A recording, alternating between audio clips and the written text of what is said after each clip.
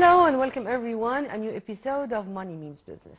Tonight's episode is going to start with the inspection tour of Prime Minister Dr. Mustafa Madbouli, which took him to El Minya Governorate in Upper Egypt. Prime Minister Madbouli said that projects of sanitary drainage are of the top priority on the agenda of Presidential Initiative Decent Life. During his tour of El Minya Governorate on Saturday, the Premier inspected Al Adwa water station, a key project under the first phase of the Presidential Initiative Decent Life aimed at developing the Egyptian countryside. The Prime Minister highlighted the government's significant achievements in decent life projects, particularly in the drinking water sector and sanitary drainage. He emphasized efforts to enhance water quality and expand the establishment of water stations and networks across various governorates, particularly in the most needy areas. The Prime Minister's visit focused on three main cities in El Minya: Samallut, Maghera, and Al Adwa. Sharif Sherbini, Minister of Housing, Utilities and Urban Communities, elaborated on the Ministry's plan to establish, replace and upgrade drinking water networks and stations. The initiative aims to enhance the water system's quality and ensure compliance with technical specifications, particularly in Upper Egypt's villages and different provinces. He noted that drinking water network projects in El Minya have reached 100% implementation rate across 183 villages as part of Decent Life initiative. Regarding the status of drinking water station projects in El Minya, the minister mentioned plans to implement 35 stations. To date, 27 purification stations have been completed, including 11 rehabilitation stations and 15 well stations, along with one new surface water station. 8 additional stations are currently under construction.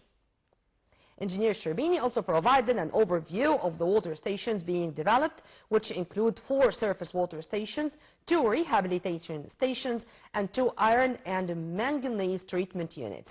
He stressed that progress on those projects is closely monitored to ensure timely completion. Focusing on Al Adwa water station, he noted that it's being developed under the supervision of El Minya Governorate Drinking Water and Sanitation Company. The station is designed to produce up to 200 liters per second, totaling 17,000 cubic meters, and it's going to continue to occupy an area of 5 acres. During his visit, Dr. Madbouli received a briefing from Engineer Ragab Saeed, the chairperson of El Minya Governorate Water Company, who stated that the station is scheduled for experimental operation next December. The station will serve approximately 200,000 residents through 2 pipelines.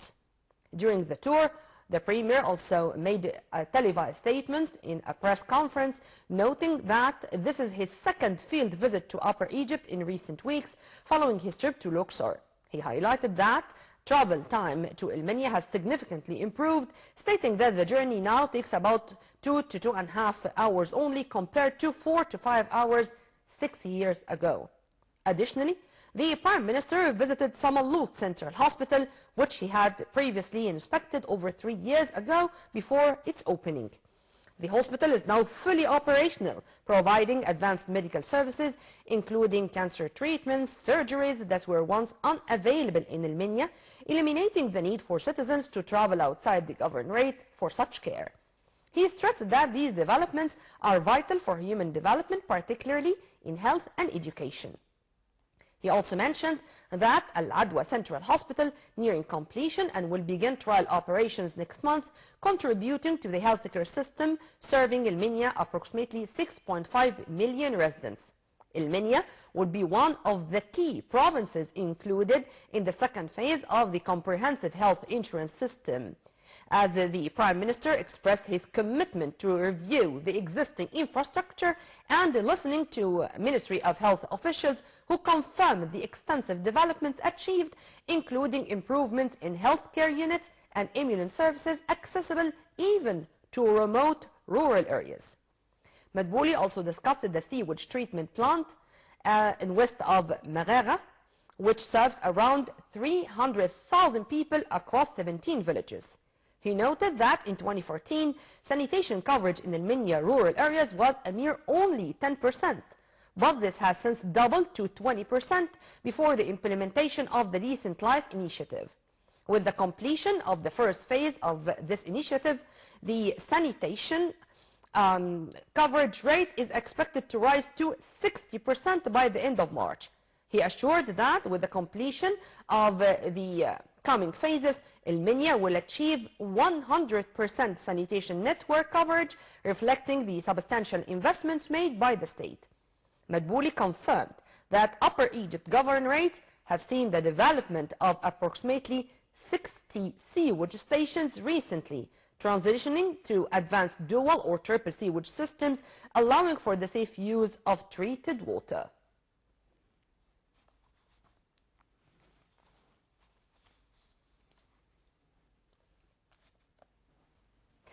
This was a detailed, comprehensive review of the inspection tour of Prime Minister Dr. Mustafa Madbouli, which took him to 3 cities in El-Minya Governorate, speaking about all what's going on the ground and the executive situation of those projects taking place in numbers and giving statistics. And he was briefed by the top executives in the Upper Egypt Governorate with what's going on the ground and with the next steps to be taken. As he said also, this is the second visit or second inspection tour of His Excellency to Upper Egypt, as he visited Luxor only a few weeks ago, and he is going to continue with these field visits to see on the ground and to witness on the ground the executive stance of all these projects to serve our people there, even in rural and remote areas.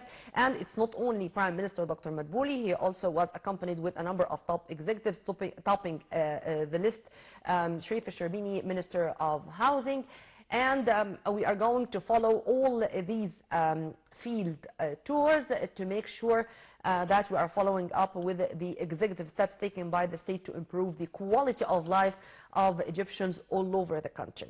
Now we are going to go to this special comprehensive report about the latest statements which were released by His Excellency Minister of Finance, Kojuk, as he said that the country plans for 6 new projects in partnership with the private sector for the current fiscal year. Let's watch, and then we are going to return back with more.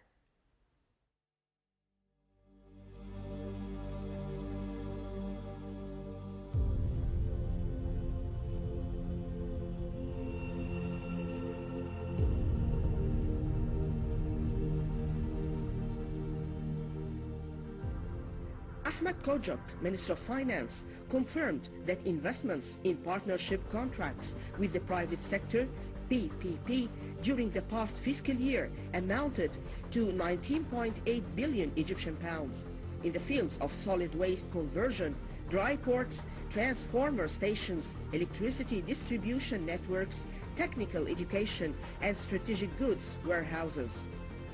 He stressed that the government is targeting 6 new projects in partnership with the private sector during the current fiscal year, with an investment cost exceeding 27 billion Egyptian pounds, and a number of projects are being studied to establish electricity transformer stations, sewage treatment, technical schools, warehouses, and wholesale markets. It is worth noting that the partnership system with the private sector, the PPP, provides competitive opportunities for the local and foreign business community to invest in Egypt, and is an alternative framework for public investments, allowing the flow of private investments into the Egyptian economy. The private sector participation system also allows for the creation of an attractive business environment that aims to increase the role of the private sector in investment activities in a way that helps advance the comprehensive and sustainable development process and contribute effectively to improving the standard of living of citizens.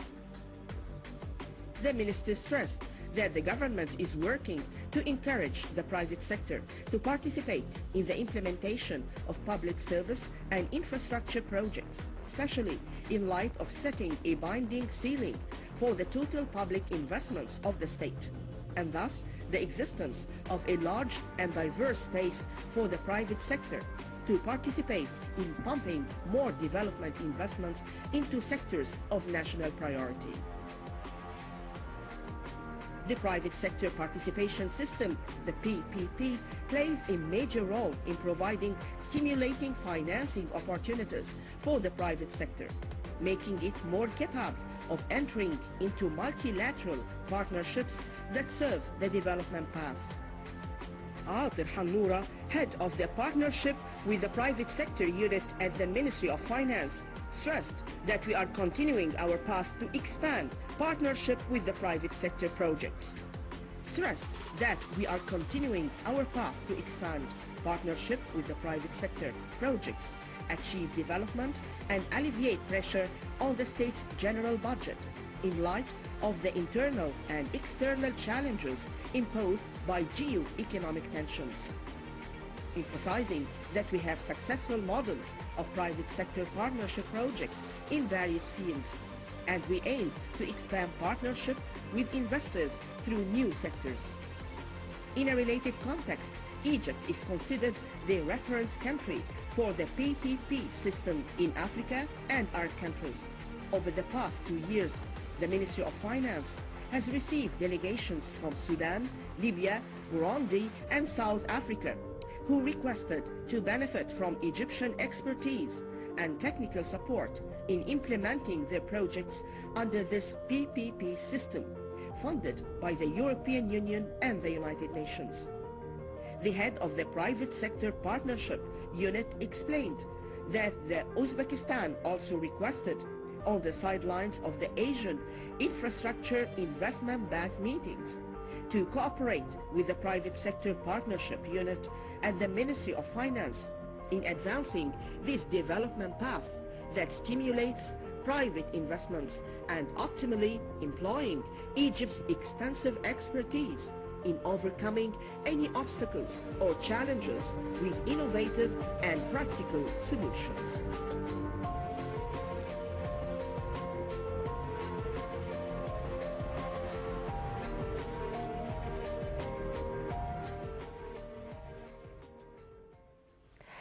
Welcome back, and as we said, we are going to dedicate the lion's share of this episode to the latest statements which were released by His Excellency Minister of Finance, Dr. Ahmed Kujuk, and to shed more light on the important statements and to cover them. We are very much delighted to have with us via phone His Excellency Ambassador Ayoub Mahmoud Ayoub, former Minister of Commercial. Thank you very much for being with us, sir, and a very good evening. Thank you. And good evening to you and to the viewers. Sir, I don't know if you were listening with us to the detailed comprehensive report about the latest statements which were released recently by Minister of Finance, Dr. Kujuk. He said that the country plans for 6 new projects in partnership with the private sector for the current fiscal year, with an investment cost reaching 27 billion Egyptian pounds. How do you see the keenness of the state to enhance and to boost the strategic partnership between the private and public sectors, and to make tangible steps on the ground to make it a process going on, not only a dream or ink on paper? This is a very important development as far as economic development in Egypt is concerned. When we see that the government is keen to create an investment-friendly environment for the private sector in Egypt, this means that we are on the right course. That is to say that the private sector is an important component in any development process in any country in the world, especially in a country like Egypt, which they're developing very fast in the last 6 or 7 years. So this development and what Dr. Ahmed Kujuk referred to refers to what we are going to see in the very near future, and the plans and the road. There is a road plan as far as foreign investment is concerned, as far as private sector role in development is concerned, as sustainable and also sustainable development, which is the paramount aim and goal of this process, which the minister referred to. Yeah. Also, sir, he talked or he mentioned what was going on in the past fiscal year 2022-2023, saying that it reached 19.8 billion pounds, meaning that we plan for more than £7 billion increase, and in different domains.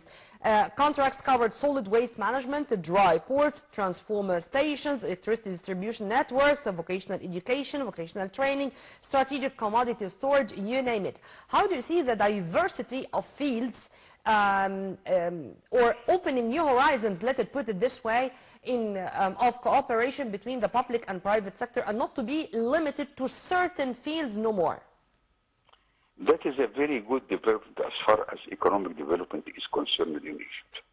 When we see that the private sector is putting its hands together with the public sector, with the government sector, in creating a friendly environment for investment and more investments, that is very important. When it is not confined to a limited number of areas, but now it is spread to many other areas in development. That is very important because many areas need development, and the quick development as far as energy is concerned, infrastructure is concerned, and industrialization is concerned, as land reclamation is concerned, as agro-industries are concerned, and even in agriculture itself. So all these areas, and you name it, a lot of areas are now enhancing are being enhanced by the government, and that is badly needed, and it comes at a critical time when the development process in Egypt is creating an environment friendly for the investors, local and international. The local is very important. We need to create the confidence and the trust of the private sector so they can increase their input as far as new investments are concerned. When I say new investments, that are new projects, not just buying existing projects. Of the important points which were also mentioned by His Excellency, the Minister of Finance, sir, he talked about the goals outlined in the State Ownership Policy document, aligns and integrates with financial policies, incentives, institutional reform supportive of the business community. Many top executives are talking, and they are really implementing this on the ground. It's not only a speech or not only words, it's deeds. The golden license, you name it, incentives, localizing industry in a way that we are going to use from 60 even to 70 of the local components in many industries to make sure that it's going to be on the right path for using our own wealth, our own fortunes, our own raw materials. These were also said more than once and in many domains. How do you see focusing on that, sir? Localization of industry is very important for Egypt. Why? Because we can increase the agriculture production by, let's say, 5 or 6%. But when it comes to industry, we can increase it by 20 or 30% per year. So industry is a very important component of the Egyptian economy, and when the government is keen to develop this sector as soon as possible and as quick as possible, this means that we are doing the needful at the right time, because the people want to see results. The government has very ambitious development projects, and the people are anxious to see the results, and they want to enjoy it, to touch it, and to cooperate with the government as far as the private sector and public sector are concerned. So we need more of this. These tendencies are highly appreciated, and it should be supported by the private sector, because when they see that the government is keen to create the necessary environment for them, this means that they will increase their input, and this will encourage the other investors, whether Arab or foreign, to come to Egypt and invest in Egypt. Amen to that, sir. But of the most important issues here too, that the Minister of Finance was speaking in numbers and statistics, and when he is talking about a reform program, for example, which is going to be implemented on the ground, he said when. I mean, it's not haphazardly. Finance Minister, for example, noted that the first phase of the new tax facilities measures will be fully implemented, and would you please underline the word fully implemented, during this fiscal year 2023-2024? I mean, no more delays, no more bureaucratic routines or procedures. No, when it comes to an announced tax facilities measures, we say when it's going to be implemented with no delays. How do you see using this language, the language of numbers, dates, statistics? This language is what the investors need. Investors need a time limit, not this year, but this month. When we have seen recently that the President has a meeting with the investors to see their complaints and what they want to solve the problems on the same day. This means that the government and the country is keen to create the facilities and also to listen to the investors to see what they need and what is needed, badly needed now. We need more investments in industry and in infrastructure and agriculture, as I mentioned before, because this means more employment and less unemployment, of course, and at the same time increasing the national product, the GNP, gross national product, and the per capita income of each Egyptian. This is very important regardless of the other factors which are hampering development in all the countries of the world, like the inflation and so on. His Excellency Minister Kojuk, Minister of Finance, attended a panel where he joined business community representatives, and he was really asked very, let's say, sensitive questions, and really they were to the point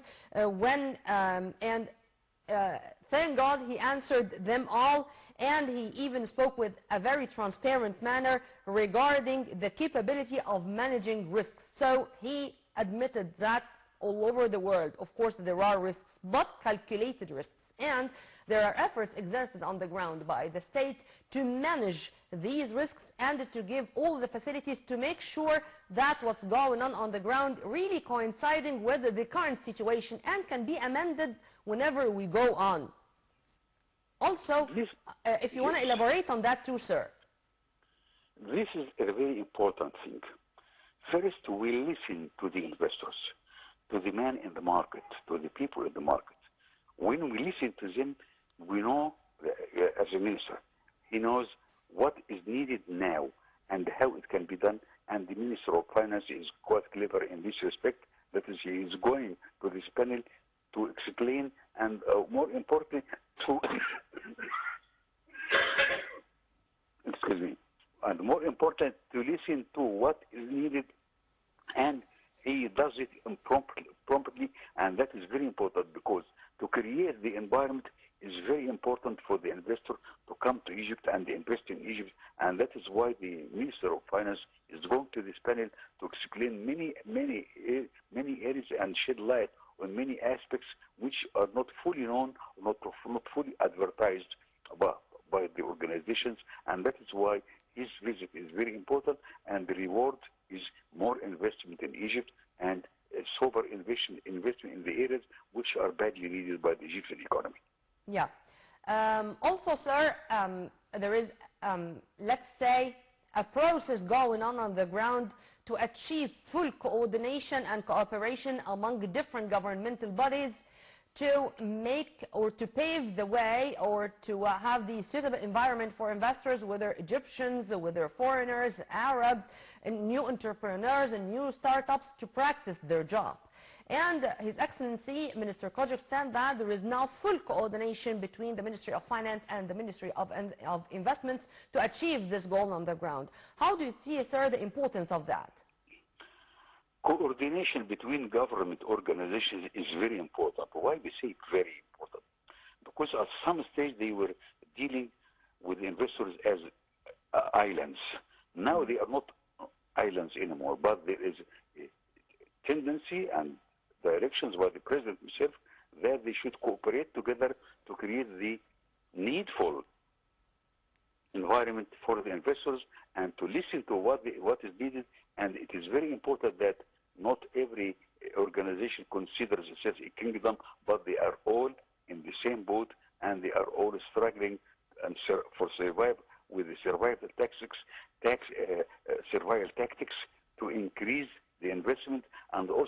a profitable investment, not just a commercial investment, although commerce is very important, but still in industry and in production field, that is a very important and vital at this stage when all the people want to see results. Yeah, amen to that. Well, Ambassador Ayoub, Mahmoud Ayoub, thank you very much for your input, sir, and have a very good night. Thank you. Just a few days ago, Saudi Arabia Crown Prince Mohammed bin Salman visited Egypt, and of course he had talks with President Abdel Fattah al-Sisi, where Egypt's presidency said both sides signed an agreement to encourage and protect mutual investments between the brotherly nations of Egypt and Saudi Arabia. Let's watch the details in the coming report.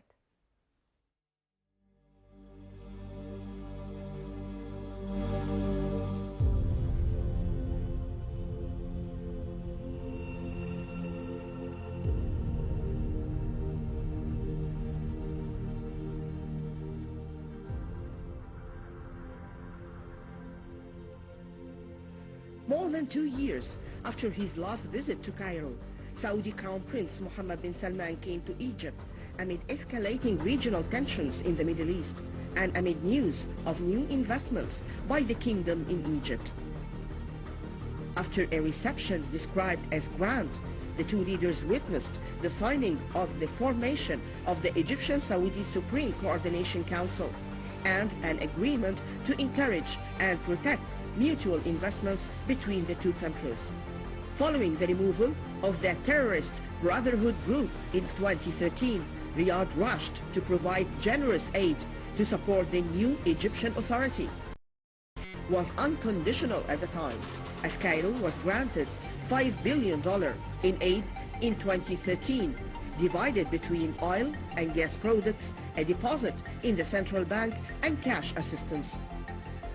Last September, Prime Minister Dr. Mustafa Madbouli, in a meeting in the Saudi capital, Riyadh, about pumping Saudi investments worth $5 billion into Egypt, separate from the kingdom's deposit in the country's central bank, under the direction of the Saudi Crown Prince, and described it as a first phase, explaining that his government succeeded in ending 90% of the problems of Saudi investors in Egypt.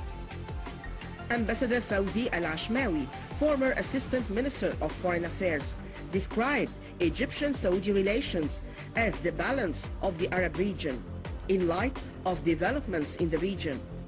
As for the economic level, Ambassador Al-Ashmawi expects that Saudi Arabia does not want its relationship with Egypt to be less solid and strong than its Emirati counterpart.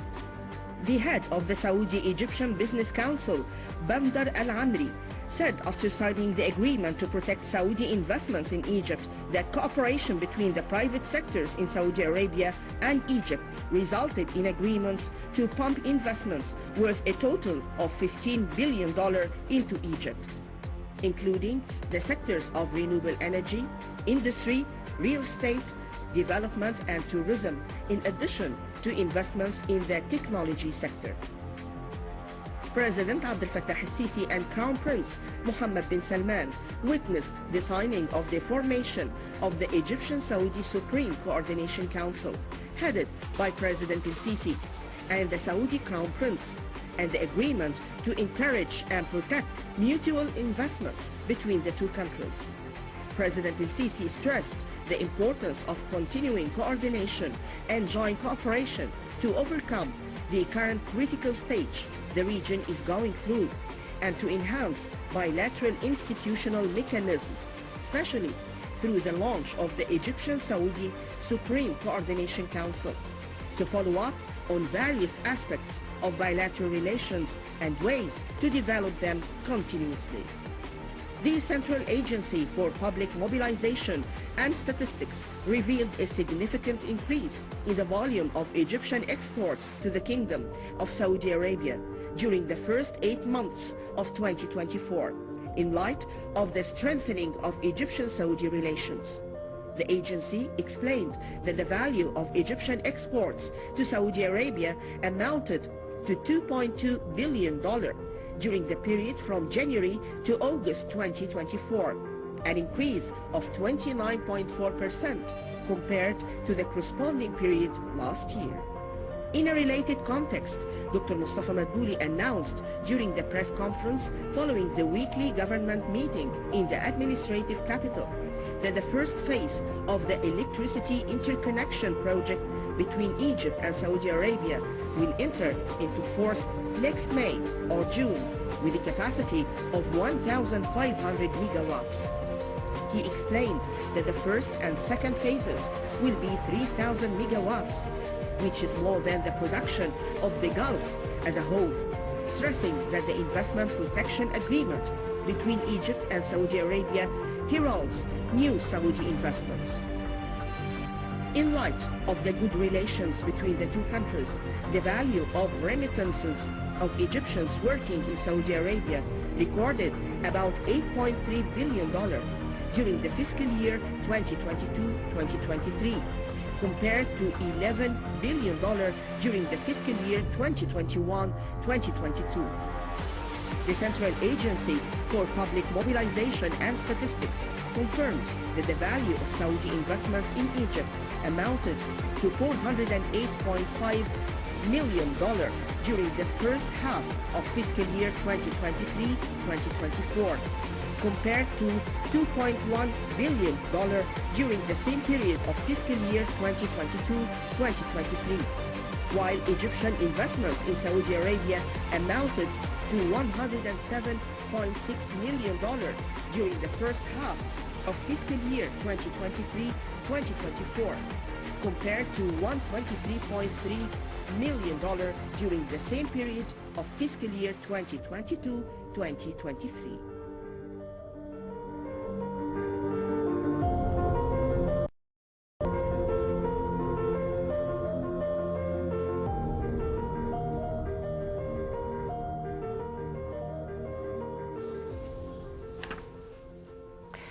Welcome back, and to continue what we have started regarding the latest statements which were released by His Excellency Minister of Finance, Dr. Ahmed Kushag, regarding the financial and economic reform, regarding efforts exerted by the ministry and by the state to be accurate to make sure that there is such a very suitable environment for all investors to invest, and to know that all incentives that they are going to take are there, that no more bureaucratic routine procedures, and from now and then we should say what's going on, or to follow up the executive situation of such procedures. And this is exactly what we are doing, to echo the statements released by His Excellency the Minister. To shed more light on this, we are very much delighted to have with us via phone Mr. Raouf Ghaffar, our economic expert. Thank you very much for being with us, sir, and a very good evening. Thank you. Same to you, my dear. Sir, as I said in my intro, we are speaking about the latest statements which were released by Minister of Finance, when he revealed that 10 institutional reforms related to financial policy were implemented, aiming to make Egypt more capable of managing risks and increasing competitiveness of its economy. You know, from now and then, we feel that the word competitiveness, the word sustainability are now key words when it comes to our development process in general and our investment and finance sectors in specific. How do you see, first, in general, the statement of the Minister, and we are going to go from the general to the specific? I mean, an investor is looking for a good opportunity, looking for his own interest, is looking for simple procedures, is looking at the end of the day to make money. So if things are not to his liking, if the process is too complicated, if the legislation are representing a burden to him, he will refrain. So this is what the minister and the government are doing, is to make it easy for the investor to come in by preparing everything that he needs. Reform programs leading to the implementation of mega projects regarding infrastructure from one side. The other side is to change legislations if needs be to simplify the procedure to start. Amen to that, sir. But if you please, sir, I'm sorry for the interruption, but I'm going to mention another statement which I think is very important. A binding limit has been established for the total public investments of the state, which can make more room for the private sector. It's admitted, it's announced by the Minister of Finance that there is more room for the private sector. And here it's not about one field, it's not about one sector, but in many sectors, from tourism to renewable energy, to industry, you name it. How do you see these statements, sir? I mean, our president said it repeatedly. The development depends on the involvement and the participation of the private sector. Private sector should undertake more than 70% of the economy from this day on. The government can only present what it presents in terms of infrastructure, facilities, less, as you said, red tape and bureaucratic steps, but it is for the private sector to continue. And this is a program under the name of PPP, which is public-private partnership, leading to join hands between the government from one side and the private sector from the other to implement a lot of projects. As you rightly mentioned, we are talking substation, transformer station, we are talking distribution of electricity, we are talking education, we are talking strategic goods. I mean, a lot of sectors are now being offered on a partnership basis between the private sector and the public sector. And I think this is a good move. This was a program that started years ago but was never implemented really in the right way. So this time the minister is stressing on this program, reviving it, and giving it all the push and all the backing of the government in order to speed up and increase the amount of the participation of the private sector, of course. And here, sir, we cannot miss speaking about the SMEs. We cannot miss speaking about the micro, macro, medium projects from the smallest to the biggest. We cannot say that the mega projects are not, they are of huge importance, but no economy can depend only on mega projects. The SMEs are also very important. If I may interrupt you, particularly on highly populated countries. The human resource in Egypt is a very important, valuable, and vital resource. And it has to be exploited, it has to be used. And the best way to use as many people as possible is to go through the SMEs. And this is a very smart move by the government. And mind you, it serves a lot of purposes. Not only that it offers opportunities to a lot of people, but it offers global economy development. Like nobody should move into bigger cities, nobody should build huge enterprises and factories, but they can start their own businesses where they live. The government goes to them, provide them with all the facilities they need, with all the help they can get, so that they can establish their own SMEs in a way to spread the development all over the country. Well, Mr. Raouf Ghaffar, our economic expert, thank you very much for your input, sir, and have a very good night. Well, by this we come to the end of our episode of Money Means Business. So we are going now to know more about the latest economic events, or the most important economic events which took place in the past 7 days. But till we meet again same time on Nile TV International, many thanks for watching. This was Nermeen Abdurrahman.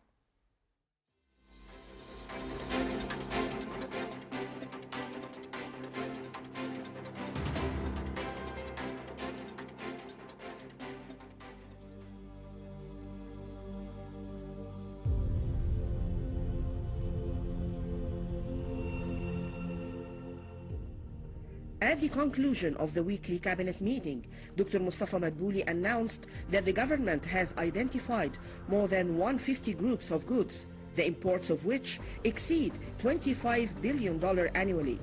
And therefore, the state aims to provide very large incentives to investors to encourage their local production, which is the main concern of the Ministerial Group for Industrial Development, especially with regard to facilitating procedures, granting licenses, making land available and allocating it, and implementing existing additional incentives. Lieutenant General Engineer Kamil Al-Wazir, Minister of Industry and Transport, inaugurated 2 new cheese production lines in one of the factories with a production capacity of 100,000 tons annually. The inauguration came a few days after the announcement during the opening of the Upper Egypt train station in Bashtil of the list of the most imported products from 2014 to 2023. Which included various cheeses that cost the state nearly $1.2 billion during this period, indicating that we have started working several months ago as we made multiple visits to car factories, food industries, leather, household appliances, textiles and engineering equipment industries in order to encourage the localization of various industries. The Monetary Policy Committee of the Central Bank of Egypt kept the overnight deposit and lending rates and the central bank's main operation rate at 27.25%, 28.25% and 27.75% respectively. In its last meeting for the 4th time in a row, it also decided to keep the credit and discount rate at 27.75%. And the Monetary Policy Committee raised the basic return rates by 800 basis points during the first quarter of 2024. Engineer Hassan Al-Khatib, Minister of Investment and Foreign Trade, met with executives of one of the largest financial services providers in the world. The meeting discussed ways to enhance financial cooperation between Egypt and the group and expand in the Egyptian market as one of the main investment destinations in the region, noting that the investment cost of the first phase of the company's project in Egypt to produce green hydrogen and green ammonia amounts to 3 billion euros, bringing the investment cost of the project as a whole to 24 billion euros for the 3 phases of the project.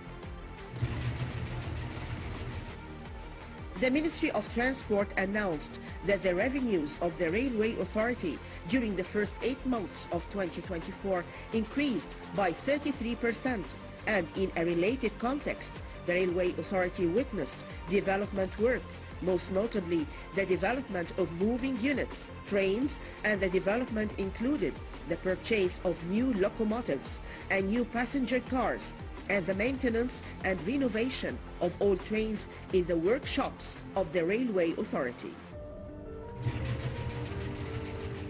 The American Wall Street Journal highlighted in its latest issue the experimental opening of a new number of exhibition halls in the Grand Egyptian Museum for Visitors, which is considered the largest museum in the world to display the antiquities of a single civilization.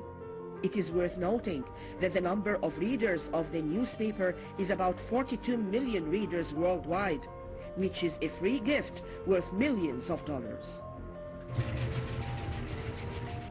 Egypt ranked first in Africa and 52nd globally in the Global AI Index for the current year issued by Tortoise Media among 83 countries, scoring 8.25 points, reflecting its progress in the field of artificial intelligence and information technology.